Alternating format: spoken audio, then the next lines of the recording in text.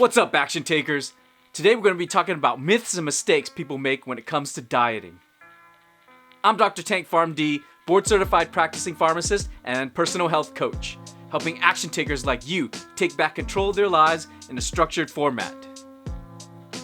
Now, I am a practicing medicine specialist, but I'm not your specialist. So if you have questions regarding your condition, see your medical doctor.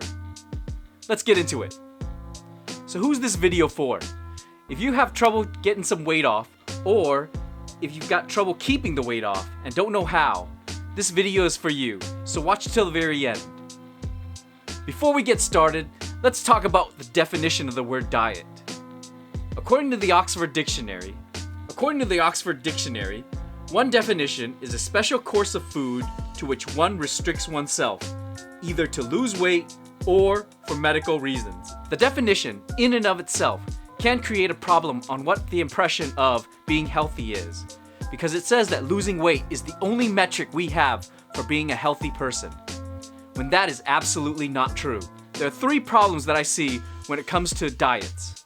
The first one being that restricting calories can be very difficult. One of the biggest problems when it comes to dieting is that they say that there's a restriction of calories required. They usually have diet plans that reduce the calories super quickly on the first day. This leaves you starving and struggling from the get-go. This is similar to coming out of Texas heat and jumping into a frozen lake.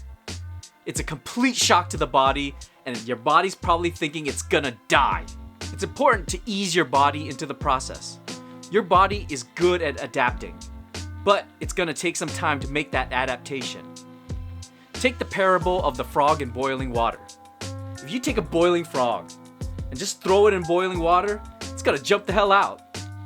But if you take the same frog and put it in a cold pot of water and slowly increase the temperature, before it knows it, it's gonna be in boiling water. What does that tell you? It tells you that your body is not adapted for quick changes. It takes a while to make that change. It is possible. It just needs a little bit of time. So how is this applicable? Well, when it comes to diet, you want to slowly decrease your calories. The mistake I see people make is that they throw out all their junk food all at once, thinking that if they don't have access to it, they won't be able to take it. Sometimes that'll work for a lot of people, going cold turkey, but most of us need to ease into the process. You could do that by slowly cutting out junk food one day at a time. If you have 3 sodas a day, take it down to 2, and then eventually take it down to 1 and then none. You could also cut out dessert at the end of the day, going to bed okay, but not starving. You could also start cutting out snacks one by one. In the long run, this leads to a healthier diet and healthier nutritional choices. That's what I did when I tried to start losing weight.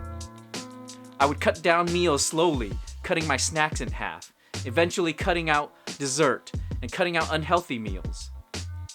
I would eventually also replace little snacks with protein shakes. Easing into the process makes it a lot easier for you. The second problem I see with restrictive diets is that they force you to think in the negative mind space. What this means is that the brain is not able to unthink things that have already crossed its path.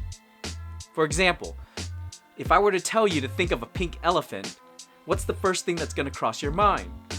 A pink elephant. The only way to go around this is to think of another object to replace it, like a blue rhino. That's the big mistake I see people making when it comes to restrictive diets, is that they think to themselves, I can't eat certain foods, I can't eat this and that. The problem is, because they've thought of that food, it's already crossed their mind. There are brain scan studies that show thinking about a food lights up the same brain activity as actually eating the food itself. I know that when I put it in my mouth, the matrix is telling my brain that it is juicy and delicious. That's why it's so important to have targets and goals. If you have targets and goals regarding your lifestyle and the healthy life you want to live, it's a lot easier to think of than it is to think of things you don't want to do. The brain isn't built to unthink things. It's also important to think about the foods you want to eat instead of the foods you want to avoid. It's important to take advantage of your brain's ability to focus on the things in mind. So if you have healthy foods for it to focus on, It's a lot easier than to unthink of unhealthy things. Full calorie restriction is also a problem in diets. A lot of people have the perception that diets mean there's a 0-calorie consumption. So what they do is they'll crash diet by not eating anything and only drinking water for days on end. In the long run, this could lead to anorexia and an unhealthy eating disorder. The National Association for Eating Disorders says that anorexia can lead to a 10-fold risk of death. Even if you survive the anorexia, there's a host of health conditional problems that could result from the anorexia. It affects your body, causing brittle nails, bruising, dry skin, bone breakage, and constipation. It affects your mind by causing anxiety, depression, dizziness, and tiredness. And it affects your diet itself by causing binge eating and rebound weight gain when you gain all your weight back. The other thing I want to mention is that it's not just females. It's men who have this eating disorder too. This calorie restriction can lead to a poor lifestyle of eating habits. So what's the best approach to losing unhealthy body fat? Well, the secret lies in gaining weight. And by gaining weight, I mean gaining muscle. This goes against the original definition on what it means to live a healthy life. Because you're not losing weight. You have to gain the muscle first. Keep it on for a little bit, and then it'll help you lose the fat. Muscle is a calorie burner accelerator. It accelerates your fat loss if you maintain it for a while. That maintenance is very important because a lot of people gain the muscle first and then lose it quickly. The way your body functions, it wants to get rid of the most inefficient things first. Inefficient means it burns a lot of calories. Muscles burn a lot of calories.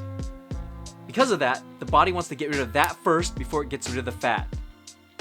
So, how do you deal with this? Is you have to keep the muscle on for a while so that the body's used to it. Otherwise, it's going to get rid of the muscle first. And that's how I did it when I first tried to lose weight, is that I had to gain the muscle first before I could lose the unhealthy fat. Once the muscles have been on my body for a bit, it's able to help me accelerate the fat loss. Another thing about having muscle is that you can burn a lot of calories with it.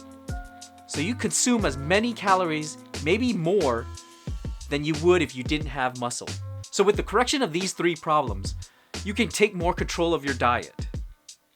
You can also take better control of your health mentally, physically, and emotionally by clicking on the webinar below.